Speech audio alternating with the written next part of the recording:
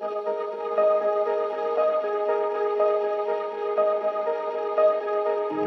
out tonight. Jerawat itu bukan cuma masalah kulit, tapi kadang juga jadi luka batin. Dibilang nggak bersih, dikomentari kalau ketemu orang, terus juga malu kalau ngaca sendiri.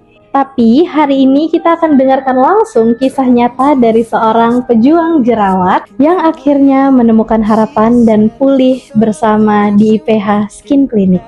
Hari ini kita bersama Kak Asaira Kesha, salah satu pasien di IPH Skin Clinic. Awalnya itu pas di SMP kelas 9. Waktu itu tuh jerawatnya masih 1 dan 2 dan nggak terlalu dianggap serius karena mungkin memang efek dari hormon kan. Nah terus puncak terparahnya itu pas mulai di kelas 11 pertengahan semester pertama.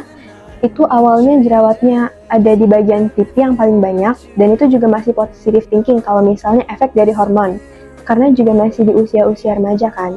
Nah, tapi lama-lama jerawatnya itu mulai membanyak kan. Dan awalnya itu berpikir mungkin mulai dari alergi atau adanya bantal ataupun kena barang-barang yang kotor. Tapi akhirnya mulai mikir kalau misalnya mungkin ini bukan masalah kulit dari internal lagi, tapi udah masalah dari eksternalnya kulit. Suka dibilangin orang nggak bersih, kurang jaga kebersihan, terus suka makan sembarangan, produk-produk murah dipakai, dan produk asal-asalan. Padahal aslinya aku udah mencoba untuk memakai semua produk-produk terbaik yang aku tahu dan emang hasilnya tetap nge-stuck di situ. Pas bangun tidur itu kadang takut mau ngaca karena kepikiran ini kayak gimana sih cara nyembuhinnya. Terus pas ketemu orang-orang itu suka ditanyain, itu kulitnya kenapa? Itu sih yang jadi buat overthinking. Pernah ada saatnya waktu itu ada ngerasa males mau keluar rumah karena takut ada komentar-komentar dari orang tadi ataupun judgement dari orang lain. Dan itu sih yang ngebuat kadang ngerasa sedih dan down. Saat itu pernah ngerasa benar-benar insecure karena di antara teman-teman yang lain aku kadang ngerasa kayak kenapa ya aku yang paling banyak jerawatnya, karena aku udah anggap masalah kulit aku tuh emang udah serius. Tapi pas nyampe di sana ngelihat kakak yang di sana juga baik dan mau ngebantu, aku mulai ada pikiran untuk kayak udah tenang aja, positive thinking, karena pasti semuanya bakal ada proses dan punya hasil yang bagus. Pas pertama kali ketemu dokter Indah juga ngerasa kalau misalnya dokternya itu bisa mengedukasi, tapi karena dia juga bukan cuman nyuruh kita untuk ngelakuin suatu treatment, tapi dia juga mengedukasi dan juga memberitahu apa sih jangka panjangnya, terus apa sih manfaatnya gitu.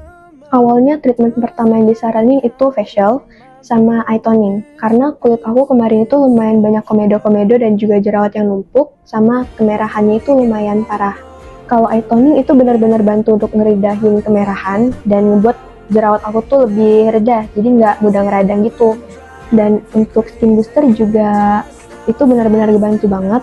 Aku kemarin pakai yang Nucleophil sama Rejuvenan. Dengan aku kemarin adanya pakai skin booster, itu kulit aku jadi benar-benar lebih bersih, lebih bagus juga gitu. Karena kan skin booster itu bisa nguatin skin barrier aku, itu sih yang buat lebih baik.